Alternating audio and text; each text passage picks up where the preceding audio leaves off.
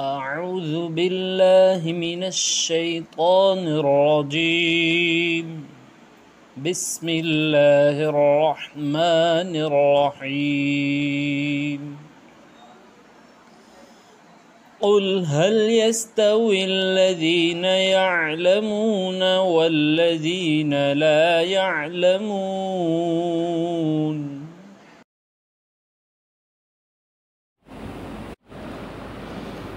اعوذ باللہ من الشیطان الرجیم. بسم اللہ الرحمن الرحیم. اصبر علی ما یقولون واذکر عبدنا داود ذا الأید انہ اواب. انا سخرنا الجبال معه یسبحن بالعشی والاشراق والطیر محشورہ کل لہ اواب. اصبر علی ما یقولون واذکر عبدنا داود ذا الأید. اے محمد صلی اللہ علیہ وسلم، آپ صبر کیجئے ان باتوں پر جو وہ لوگ کہتے ہیں، اور آپ ہمارے بندے حضرت داؤد علیہ السلام کا ذکر کریں. ذی الأید، وہ بڑی قوت والے ہیں. انہ اواب، بلا شبہ حضرت داؤد اللہ رب العزت کی طرف بہت زیادہ رجوع کرنے والے ہیں. انا سخرنا الجبال معه یسبحن بالعشی والاشراق. بلا شبہ ہم نے پہاڑوں کو حکم دیا کہ ان کے ساتھ صبح و شام تسبیح بیان کریں. والطیر محشورہ، اور جمع ہوئے پرندوں کو حکم دیا کہ وہ بھی حضرت داؤد کے ساتھ تسبیح بیان کریں. کل لہ اواب، یہ تمام کے تمام اللہ رب العزت کی طرف بہت زیادہ رجوع کرنے والے ہیں.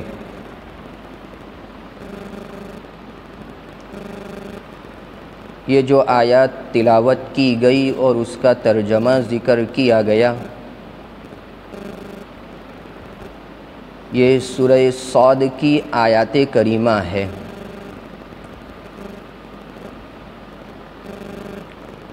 ان آیات میں اللہ رب العزت نے حضرت داؤد علیہ السلام کے ایک خصوصی وصف کو بیان کیا ہے. ہم جانتے ہیں اللہ رب العزت نے بنو اسرائیل کی رشد و ہدایت کے لیے انبیاء کرام علیہم السلام کی ایک بہت بڑی جماعت کو مبعوث فرمایا تھا. انہی میں سے حضرت داؤد علیہ السلام ایک اولو العزم پیغمبر ہیں جو بنو اسرائیل کی رشد و ہدایت کے لیے اللہ رب العزت نے مبعوث فرمایا تھا.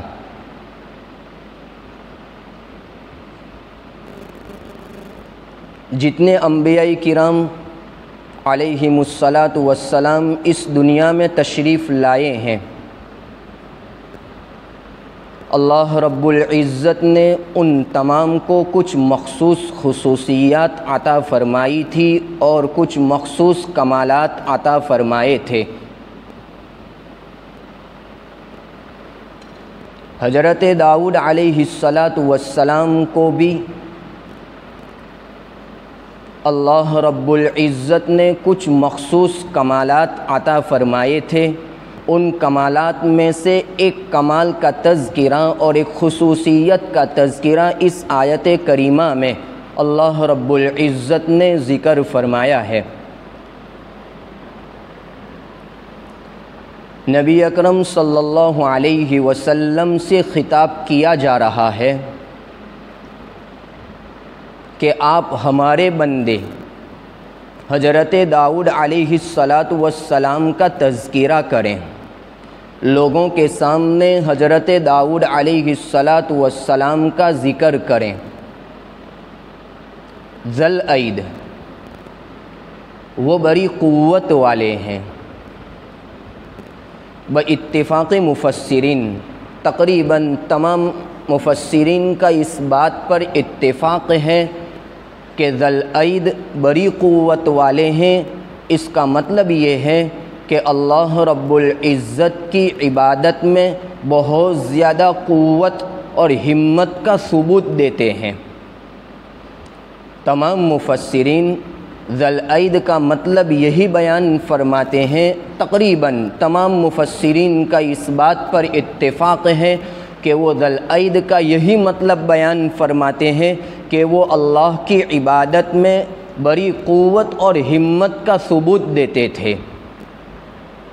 اسی لیے تو قرآن کریم نے آگے جو ذکر کیا ہے انہو اواب، بلا شبہ وہ اللہ رب العزت کی طرف بہت زیادہ رجوع کرنے والے تھے۔ سوچنے کی بات ہے، غور کرنے کا مقام ہے کہ اللہ رب العزت کی عبادت کتنی انہماک کے ساتھ اور کتنی قوت کے ساتھ کرتے ہوں گے کہ قرآن کریم ان کی گواہی دے رہا ہے کہ وہ اللہ رب العزت کی طرف بہت زیادہ رجوع کرنے والے تھے۔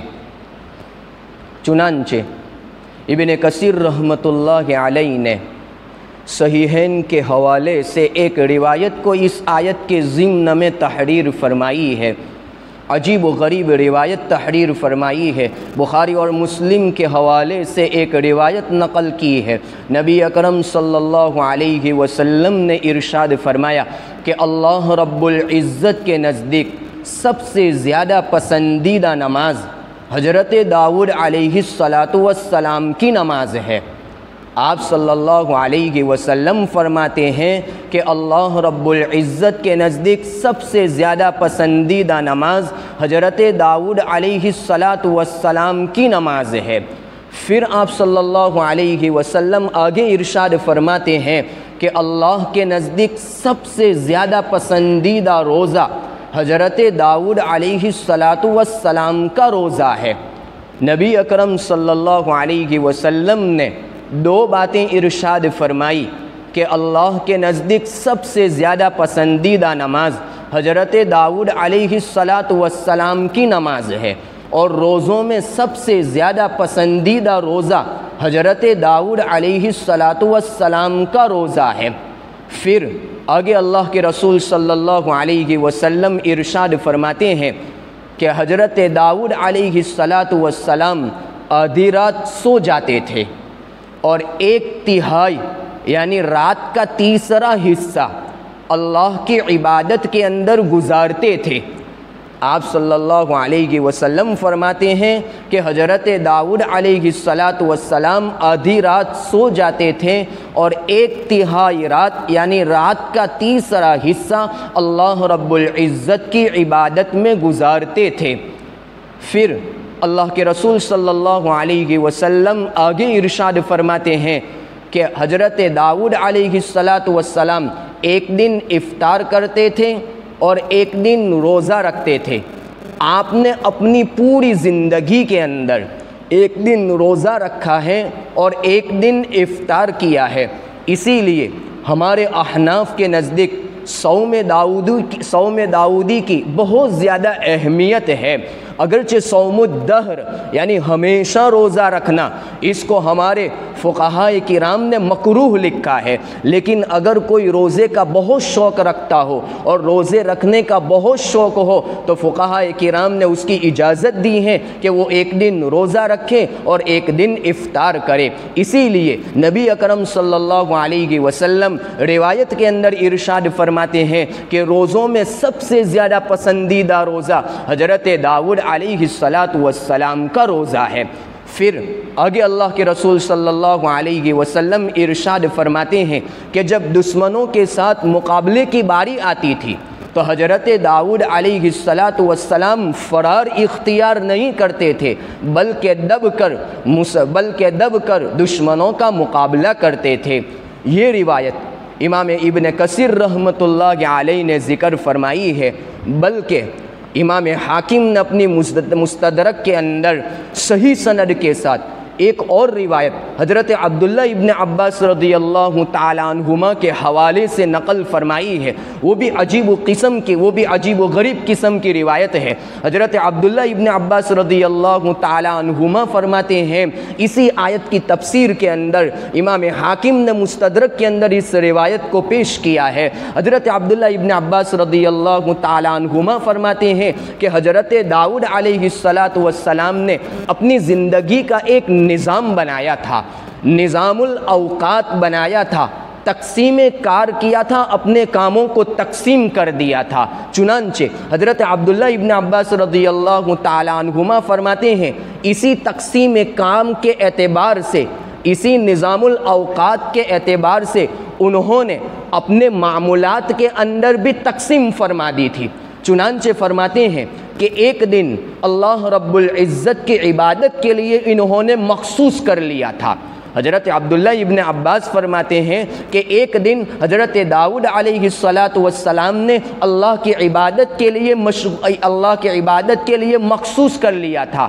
ایک دن جو آپ کی کورٹ کے اندر، آپ کے دربار کے اندر جو مقدمے آتے تھے، جو فیصلے کے لیے لوگ آتے تھے، آپ نے ایک دن کو ان فیصلوں کے لیے مخصوص کر دیا تھا۔ ہم جانتے ہیں کہ حضرت داؤد علیہ السلام کو بھی اللہ رب العزت نے بڑی حکومت عطا فرمائی تھی، لہذا جو فیصلے کرنے کے لیے لوگ آتے تھے تو ایک دن حضرت داؤد علیہ السلام نے ان کے لیے متعین کر لیا تھا۔ ایک دن حضرت داؤد علیہ السلام نے اپنے لیے مخصوص کر لیا تھا۔ چنانچہ مفسرین نے لکھا ہے کہ اسی ایک دن کے اندر اپنے ہاتھوں سے وہ زرہ بناتے تھے، بختر بناتے تھے اور پھر اس کو لوگوں کے درمیان بیچتے تھے، یعنی اپنی ہاتھ کی کمائی کماتے تھے، حاصل کرتے تھے اور اس کے ذریعے اپنا گزارا کرتے تھے۔ تو وہ ایک دن جو آپ نے اپنے لیے مخصوص کر لیا تھا، اس میں زرہ بناتے تھے اور زرہ بنا کر پھر لوگوں کے درمیان اس کو بیچتے تھے۔ اور ایک دن آپ نے بنو اسرائیل کی رشد و ہدایت کے لیے متعین کر لیا تھا۔ اس طرح آپ نے ایک نظام الاوقات بنایا تھا۔ ایک مرتبہ حضرت داؤد علیہ السلام نے، بلکہ احکام القرآن نے تو ایک عجیب و غریب بات لکھی ہے۔ فرماتے ہیں کہ اللہ رب العزت کی عبادت کا ایسا نظام بنایا تھا، اللہ رب العزت کی عبادت کا ایسا نظام بنایا تھا کہ 24 گھنٹوں میں سے کوئی ایک گھنٹہ بھی ایسا نہیں گزرتا تھا کہ حضرت داؤد علیہ السلام کے گھر والوں میں سے کوئی آدمی اللہ رب العزت کی عبادت کے اندر مشغول نہ ہو۔ ایسا کبھی نہیں ہوتا تھا۔ 24 گھنٹوں میں سے ہر گھنٹہ کوئی نہ کوئی آپ کے گھرانے کا فرد اللہ رب العزت کی عبادت کے اندر مشغول رہتا تھا۔ کبھی ایسا نہیں ہوا کہ 24 گھنٹوں میں سے کوئی ایک گھنٹہ ایسا گزر گیا ہو کہ جس میں کوئی فرد، یعنی آپ کے گھرانے کا کوئی فرد اللہ رب العزت کی عبادت کے اندر مشغول نہ ہوا ہو۔ کبھی ایسا نہیں ہوا۔ چنانچہ ایک مرتبہ آپ نے اللہ رب العزت کی بارگاہ میں اپنی عبادت کا تذکرہ کرتے ہوئے یہ بات ارشاد فرمائی کہ اے میرے پروردگار عالم، آپ جانتے ہیں کہ میرے گھرانے کا ہر فرد کسی نہ کسی وقت کے اندر آپ کی عبادت کے اندر مشغول رہتا ہے۔ یہ جب بات حضرت داؤد علیہ السلام نے اپنی زبان سے اللہ کی بارگاہ کے اندر ارشاد فرمائی تو اللہ رب العزت کی طرف سے وحی آئی اور حضرت داؤد علیہ السلام سے کہا گیا یہ جو کچھ عبادت ہو رہی ہے وہ میری توفیق ہی سے ہو رہی ہے۔ اللہ رب العزت وحی کے طور پر ارشاد فرما رہے ہیں کہ یہ جو کچھ عبادت ہو رہی ہے وہ میری توفیق ہی سے ہو رہی ہے، اگر میری توفیق شامل حال نہیں ہوتی، اگر میرا فضل اور میرا کرم نہ ہوتا تو آپ اس طرح میری عبادت نہیں کر سکتے۔ ٹھیک ہے، ایک دن میں آپ کو آپ کی حالت کے اوپر چھوڑ دوں گا۔ اللہ رب العزت کی طرف سے یہ وحی آئی، ٹھیک ہے، ایک دن میں آپ کو آپ کی حالت کے اوپر چھوڑ دوں گا، مطلب یہ ہے کہ ایک ایسا وقت آئے گا کہ اس وقت کے اندر میری مدد آپ کے شامل حال نہیں رہے گی، میرا فضل اور میرا کرم آپ کے شامل حال نہیں رہے گا۔ حاکم نے اپنی کتاب کے اندر اس بات کو نقل کیا ہے، حضرت داؤد علیہ السلام نے اس موقع پر اللہ رب العزت کی بارگاہ میں یہ بات ارشاد فرمائی کہ جس وقت آپ میرا امتحان لینا چاہے آپ مجھے متنبہ کر دینا، وہ دین مجھے بتلا دینا کہ اس دین کے اندر میں آپ کا امتحان لینا چاہتا ہوں۔ یہ درخواست، یہ دعا اللہ رب العزت کی بارگاہ کے اندر قبول نہیں ہوئی، چنانچہ امتحان کا ایک وقت آیا جس کا تذکرہ قرآن کریم نے آگے دوسری آیات کے اندر ذکر کیا ہے، اگرچہ اس آیات کی تفصیل کے اندر دوسری روایات بھی نقل کی جاتی ہے، لیکن صحیح جو روایت نقل کی جاتی ہے اس تفسیر کے اندر وہ حضرت عبداللہ ابن عباس رضی اللہ تعالی عنہما کی روایت کو نقل کیا جاتا ہے، جو آپ کو امتحان کے طور پر ایک واقعہ پیش آیا تھا، اس واقعے کے ضمن میں اسی روایت کو حضرت عبداللہ ابن عباس رضی اللہ تعالی عنہما کی روایت کو نقل کیا جاتا ہے۔ دوسری روایات بھی اس آیات کی تفسیر میں بیان کی جاتی ہے، لیکن صحیح روایت حضرت عبداللہ ابن عباس کی بیان کی جاتی ہے۔ فرماتے ہیں امتحان کی صورت یہ ہوئی کہ جو دن آپ نے اپنی عبادت کے لیے مخصوص کر لیا تھا، آپ نے اپنے گھر کے اندر ایک کمرہ بھی مخصوص کر لیا تھا، اسی کے اندر آپ اللہ رب العزت کی عبادت کیا کرتے تھے، اس وقت کے اندر کسی کو بھی آنے کی اندر اجازت نہیں ہوتی تھی۔ مفسرین نے لکھا ہے کہ آپ کے کمرے کے باہر کچھ نگران لوگ بیٹھے رہتے تھے، کچھ سیکیورٹی کے طور پر کچھ لوگ رہتے تھے، وہ کسی کو اندر آنے کی اجازت نہیں دیتے تھے۔ چنانچہ وَهَلْ أَتَاكَ نَبَأُ الْخَصْمِ إِذْ تَصَوَّرُوا الْمِحْرَابَ، صورت یہ پیش آئی کہ دو آدمی آپ کے کمرے کے اندر داخل ہوئے، پہلے تو مین گیٹ جو تھا اس کے اندر داخل ہونے کی کوشش کی، لیکن چونکہ نگران بیٹھے ہوئے تھے وہاں سے انکار کر دیا، تو آگے کی جو دیوار تھی جس کو قرآن کریم نے محراب سے تعبیر کیا ہے، آگے کی جو دیوار تھی اس دیوار کو پھاند کر حضرت داؤد علیہ السلام کے کمرے کے اندر وہ دونوں آدمی داخل ہو گئے۔ اذ دخلوا علی داؤد ففزع منہم قالوا لا تخف، جب وہ دونوں آدمی حضرت داؤد علیہ السلام کے پاس داخل ہوئے تو ظاہری بات ہے انسان تھے، ایک فطری خوف غالب آ گیا، ڈر گئے، اس لیے کہ یہ عبادت کا دین تھا، اس دین کے اندر کسی کو آنے کا کوئی شبہ بھی نہیں تھا، لیکن ایسے وقت کے اندر دو آدمی کمرے کے اندر داخل ہو گئے، اس سے ایک طبعی خوف پیدا ہوا کہ کہیں ایسا نہ ہو کہ کوئی دشمن ہو جو مجھے تکلیف دینے کے لیے آئے ہو، اس لیے دل کے اندر ایک قسم کا خوف پیدا ہوا۔ قولوا لا تخف، جب ان دو آدمیوں نے دیکھا کہ حضرت داؤد علیہ السلام ڈر گئے ہیں تو انہوں نے کہا لا تخف، آپ کو ڈرنے کی ضرورت نہیں ہے، بلکہ ہم دو آدمی ایک جگرہ لے کر آپ کے پاس آئے ہوئے ہیں۔ اور پھر اس جگرے کی صورت بیان کرتے ہیں، خصمان بغا بعضنا علی بعض فاحکم بیننا بالحق ولا تشتت واہدنا الی سواء الصراط۔ وہ دو آدمی آپ کے سامنے جگرہ پیش کر رہے ہیں کہ ہم دونوں ساتھی ہیں، اب ہمارے درمیان ایک بات کے اندر جھگڑا ہو گیا ہے، آپ ٹھیک ہمارے درمیان فیصلہ کر دیجئے، ولا تشتت، سختی مت کیجئے، ناانصافی مت کیجئے، وہدنا الی سواء الصراط، اور آپ ہماری سیدھے راستے کی طرف رہنمائی کر دیں، یعنی ہمارے دونوں کے درمیان صحیح طریقے سے فیصلہ کر دیں۔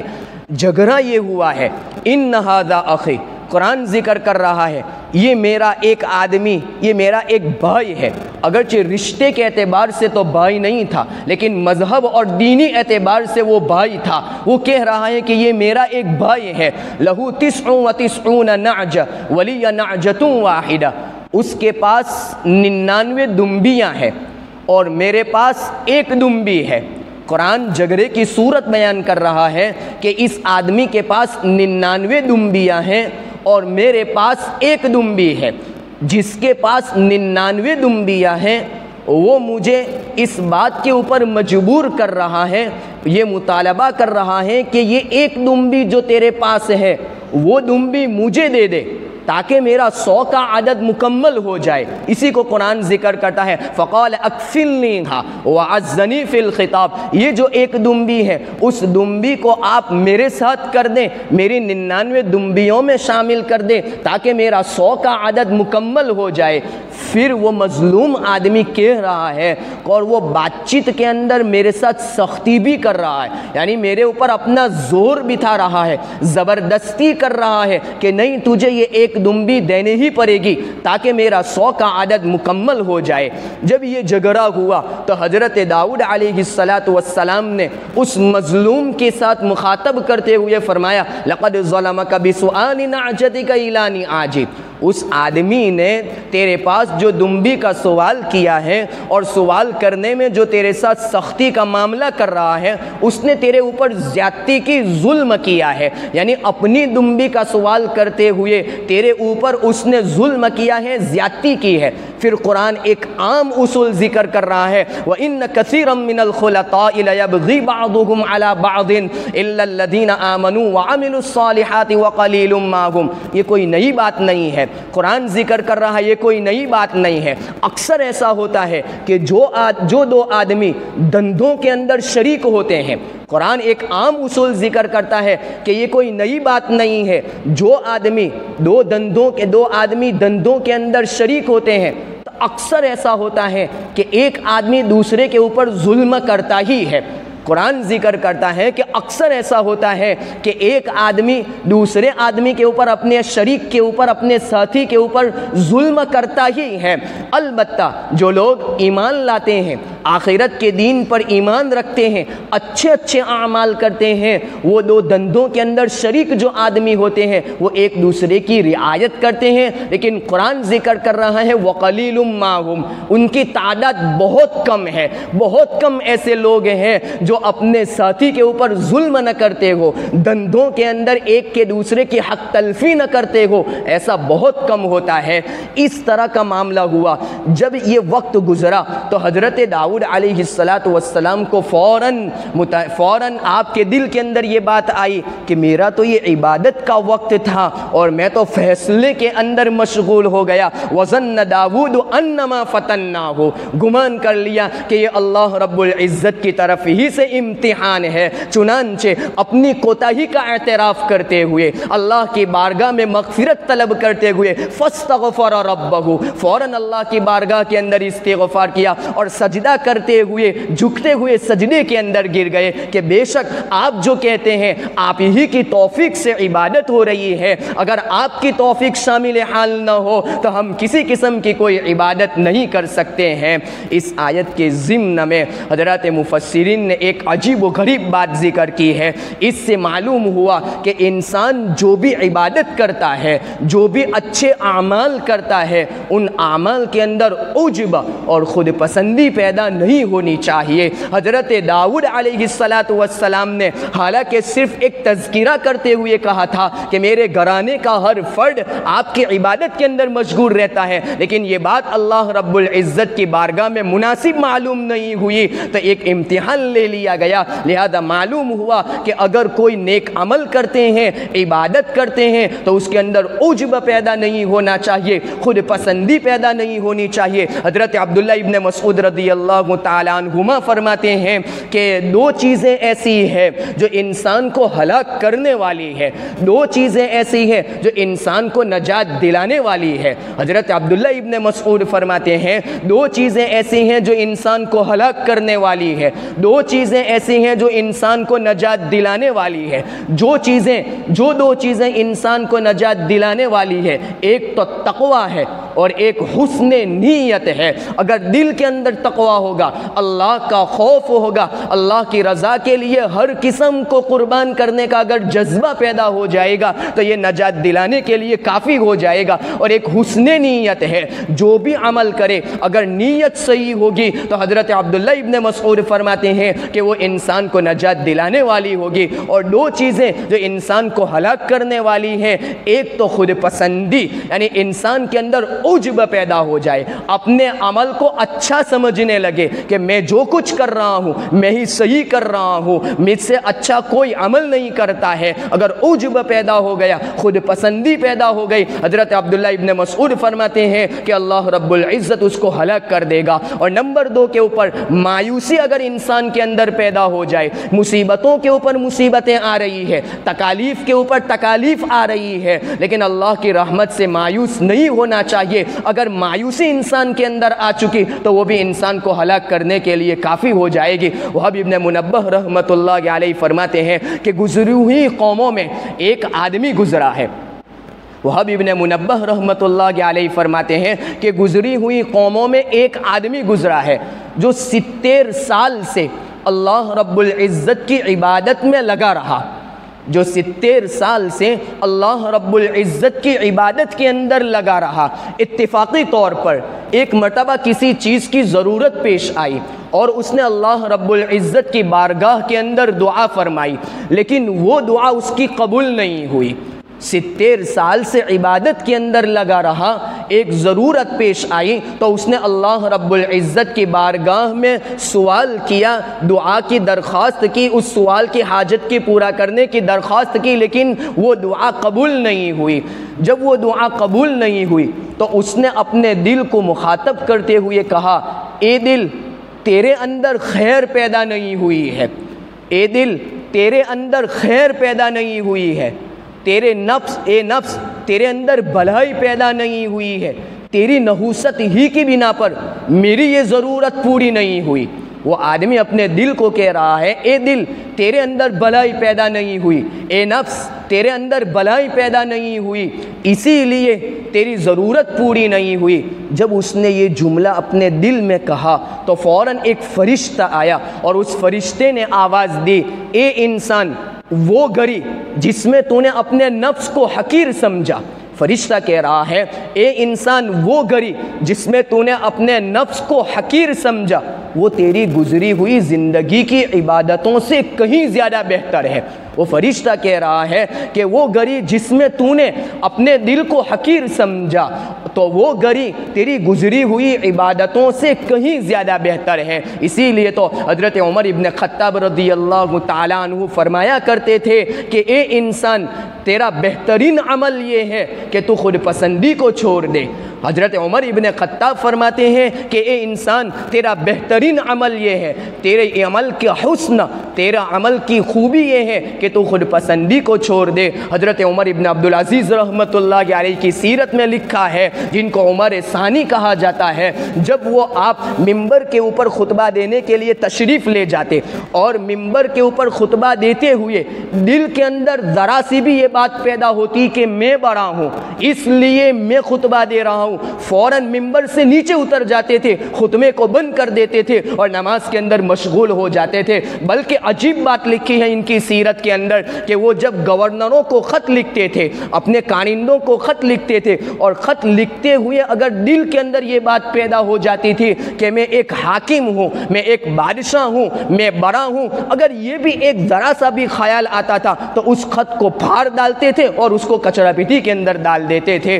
اپنے نفس اور اپنے اندرونی جو رذائل ہے اور اپنے اندرونی جو بیماریاں ہیں ان کو دور کرنے کی بہت زیادہ کوشش کرتے تھے۔ حضرت فقی ابو اللیث سمرقندی رحمۃ اللہ علیہ کی ایک بات نقل کرتے ہوئے بات کو ختم کرتا ہوں۔ فرماتے ہیں فقی ابو اللیث سمرقندی رحمۃ اللہ علیہ فرماتے ہیں جو آدمی یہ چاہے کہ میرے دل کے اندر خود پسندی پیدا نہ ہو، جو آدمی یہ چاہے کہ میرے دل کے اندر خود پسندی پیدا نہ ہو، میرے اندر عجب پیدا نہ ہو، تو اس کو چاہیے کہ 4 باتوں کا التزام کرے۔ فقی ابو اللیث سمرقندی رحمۃ اللہ علیہ فرماتے ہیں اس کو چاہیے کہ وہ 4 باتوں کا التزام کرے۔ نمبر 1، جو بھی عمل کرے دل کے اندر یہ یقین بٹھائے کہ میں جو بھی عمل کر رہا ہوں وہ اللہ رب العزت کی توفیق ہی سے کر رہا ہوں۔ اگر دل کے اندر یہ یقین پیدا ہو جائے گا تو کبھی بھی عجب پیدا نہیں ہوگا، کبھی بھی خود پسندی پیدا نہیں ہوگی۔ نمبر 2 کے اوپر فرماتے ہیں کہ جو بھی نعمت ملے، چاہے وہ دنیاوی نعمت ہو چاہے وہ اخروی نعمت ہو، جو بھی نعمت ملے اس کے اوپر اللہ رب العزت کا شکر ادا کرے کہ اللہ میری تو اتنی زیادہ کوتاہیاں ہیں، میری تو اتنے زیادہ گناہ ہیں، لیکن تو نے مجھے اپنی نعمت سے سرفراز فرمایا، ہم اس کے اوپر تیرا شکر ادا کرتے ہیں۔ اگر شکر کی دولت مل جائے گی تو کبھی بھی عجب اور خود پسندی پیدا نہیں ہوگی۔ نمبر 3 کے اوپر فرماتے ہیں کہ جو بھی عمل کرے ڈرتے رہنا چاہیے کہ اللہ رب العزت کی بارگاہ میں میرا وہ عمل قبول ہوتا ہے کہ نہیں ہوتا ہے۔ ہمیشہ ڈرتے رہنا چاہیے کہ اللہ کی بارگاہ میں میرا یہ عمل قبول ہوتا ہے یا نہیں ہوتا ہے۔ اور آخری بات عجیب ذکر کرتے ہیں، فقیہ فرماتے ہیں کہ انسان کو اپنی گزری ہوئی زندگی کے جو گناہ ہے ان گناہوں کو مد نظر رکھنا چاہیے، ان گناہوں کو سامنے رکھنا چاہیے۔ پھر آگے فرماتے ہیں کہ انسان اپنے اعمال کے اوپر ناز کیسے کرتا ہے، اپنے اعمال کے اوپر فخر کیسے کرتا ہے، اس کو معلوم ہی نہیں ہے کہ کل قیامت کے دن میرا اعمال نامہ کیا ظاہر کرنے والا ہے، اس کو معلوم ہی نہیں ہے کہ کل قیامت کے دن میرا اعمال نامہ کیا ظاہر کرنے والا ہے۔ تو پھر وہ انسان عجب اور پھر وہ انسان ناز کیسے کرتا ہے۔ حقیقی مسرت اور حقیقی خوشی، حقیقی ناز تو اس وقت ہوگا جب کہ اعمال نامہ پڑھ لیا جائے گا اور پڑھ لینے کے بعد معلوم ہو جائے گا کہ میرے اعمال نامے نے کیا کیا اندر جمع کیا ہے، اس وقت حقیقی مسرت ہوگی اور اس وقت حقیقی ناز ہوگا۔ کہنے کا مطلب یہ ہوا کہ اگر انسان ان 4 باتوں کے اوپر عمل کر لے تو انسان کے اندر عجب پیدا نہیں ہوگا۔ نمبر 1، اللہ رب العزت جو بھی عمل کرے اسی کی توفیق سے ہو رہا ہے، یہ دل کے اندر یقین بٹھائے۔ نمبر 2 کے اوپر اللہ کا شکر ادا کرے ہر نعمت کے اوپر۔ نمبر 3 کے اوپر جو بھی عمل کرے ڈرتے رہنا چاہیے کہ اللہ کی بارگاہ میں وہ قبول ہوتا ہے یا نہیں ہوتا ہے۔ اور نمبر 4 کے اوپر اپنے گناہوں کو مد نظر رکھنا چاہیے۔ یہ خصوصی وصف حضرت داؤد علیہ السلام کا ذکر کیا گیا، ایک وصف ذکر کیا اور اس کے ضمن میں یہ چند باتیں حضرت مفسرین نے ذکر فرمائی ہے۔ آخر میں دعا کرتے ہیں اللہ رب العزت ہمیں بھی اس صفت کے ساتھ متصف فرمائے اور ہمارے دلوں کے اندر جو ہر قسم کے رذائل ہیں ان تمام رذائل سے ہمارے دلوں کو پاک و صاف فرمائے اور مکارم اخلاق سے ہم سب کو مزین فرمائے۔ آمین وآخر دعوانا الحمدللہ رب العالمین۔ درود شریف پڑھیں۔ بسم اللہ الرحمن الرحیم۔ اللہم صلی علی سیدنا محمد وعلی آل سیدنا محمد وبارک وسلم۔ الحمدللہ رب العالمین والعاقبۃ للمتقین والصلاة والسلام علی سید الانبیاء والمرسلین وإلہکم الہ واحد لا الہ الا هو الرحمن الرحیم۔ الف لام میم اللہ لا الہ الا هو الحی القیوم وعنت الوجوہ للحی القیوم یا احد الصمد الذی لم یلد ولم یولد ولم یکن له کفوا احد یا ارحم الراحمین یا اکرم الاکرمین۔ ظلمنا انفسنا وان لم تغفر لنا وترحمنا لنکونن من الخاسرین۔ لا الہ الا انت سبحانک انی کنت من الظالمین۔ لا الہ الا انت سبحانک انی کنت من الظالمین۔ اللہم اغفر لنا وارحمنا انک انت التواب الرحیم۔ اللہم اغفر وارحم وتجاوز عما تعلم انک انت الاعز الاکرم۔ اللہم انک عفو کریم رحیم تحب العفو فاعف عنا یا کریم۔ اللہم احفظنا من کل بلاء الدنیا وعذاب القبر وعذاب الآخرہ۔ اللہم انا نسألک العفو العفو والعافیہ والمعافاة الدائمة فی الدین والدنیا والآخرہ۔ اے اللہ ہمارے گناہوں کو معاف فرما دے۔ اے اللہ بے شک ہم بہت بڑے گنہگار ہیں، سیاکار ہے، خطا کار ہے، مجرم ہے، ہم اپنے گناہوں کا اعتراف کرتے ہیں۔ رب کریم رات کے اندھیروں میں، دین کے اجالوں میں بہت بڑے بڑے گناہ کیے ہیں، بے شک آپ جانتے ہیں۔ اے اللہ ان سب گناہوں کو محض اپنے فضل و کرم سے معاف فرما دو۔ اے اللہ گناہ کرتے کرتے بال سفید ہو چکے ہیں، زندگی کا بہت بڑا حصہ اور بہت قیمتی حصہ آپ کی نافرمانی میں گزار دیا۔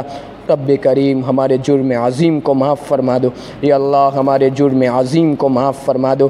رب کریم یہ قرآن کریم کی جو مجالس ہو رہی ہے، یا اللہ اس کو اپنی بارگاہ میں قبول فرما لو۔ یا اللہ اپنی بارگاہ میں قبول فرما لو۔ یا اللہ ان احکامات کے مطابق زندگی گزارنے کی توفیق عطا فرما دو۔ یا اللہ ان احکامات کے مطابق زندگی گزارنے کی توفیق عطا فرما دو۔ یا اللہ تقوی اور طہارت عطا فرما دو، استقامت عطا فرما دو، اخلاص و للہیت عطا فرما دو۔ اے اللہ اخلاص و للہیت عطا فرما دو۔ رب کریم ہماری تربیت فرما دو، ہماری اصلاح فرما دو۔ یا اللہ آپ کی اور نبی کی محبت عطا فرما دو، اخلاص و للہیت کی دولت سے مالا مال فرما دو۔ یا اللہ اخلاص و للہیت کی دولت سے مالا مال فرما دو۔ یا اللہ مسلمانوں کے حال پر رحم فرما دو، جہاں کہیں بیچارے مسلمان پریشان حال ہے، یا اللہ ان کی پریشانیوں کو دور فرما دو۔ مسلمانوں کی جان و مال، عزت و آبرو کی حفاظت فرما دو۔ دشمنان اسلام کی کوششوں کو ناکام فرما دو، ان کی تدبیروں کو ناکام فرما دو، ان کی جمعیت میں انتشار پیدا فرما دو۔ یا اللہ ان کی جمعیت میں انتشار پیدا فرما دو، امن و امان قائم فرما دو، مسلمانوں میں آپس میں خوب اتفاق، اتحاد، محبت و مودت پیدا فرما دو۔ یا اللہ خوب اتفاق، اتحاد، محبت و مودت پیدا فرما دو۔ یا اللہ مانگنا نہیں آتا، بے مانگے عطا فرما دو۔ ہر قسم کے شرور و فتن سے پوری حفاظت فرما دو۔ یا اللہ ہر قسم کے شرور و فتن سے پوری حفاظت فرما دو۔ مانگنا نہیں آتا، بے مانگے عطا فرما دو، جو مانگا وہ بھی عطا فرما دو، جو مانگنے سے رہ گیا وہ بھی اپنی شایع نشان عطا فرما دو۔ اللہم انا نسألک من الخیر کلہ عاجلہ وآجلہ ما علمنا منہ وما لم نعلم ونعوذ بک من الشر کلہ عاجلہ وآجلہ ما علمنا منہ وما لم نعلم وصلی اللہ علی خیر خلقہ محمد وآلہ واصحابہ اجمعین برحمتک یا ارحم الراحمین۔